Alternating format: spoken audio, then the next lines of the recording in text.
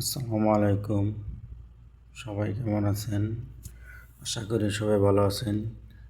কে কোথা থেকে আমার ভিডিওটি দেখছেন কমেন্টে জানাবেন। আপনাদেরকে আজকে দেখাবো তায়েব শহরে একটি মসজিদ, সেটির নাম হলো আল মিকাত ওয়াদি আল মাহারাম। মসজিদটি দেখতে কেমন?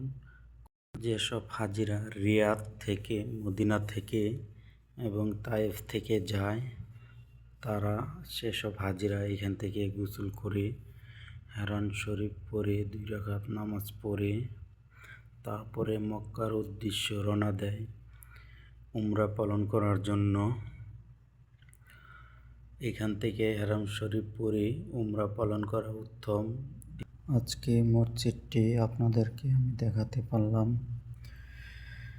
একটি কথা সত্যি ভাই, টাকা পয়সা থাকলেও এরকম পবিত্র জায়গায় আসা যায় না। ভাগ্য লাগে এবং আল্লাহর হুকুম ছাড়া তো আসাই যায় না। আল্লাহ চাইলে তবে আসতে পারবেন।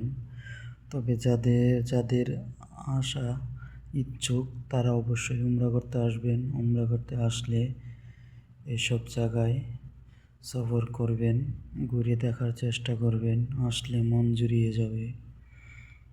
আমার কাছে মসজিদটি অনেক সুন্দর লাগছে। মসজিদটি অনেক উচ্চতায়, ঠান্ডা বাতাস।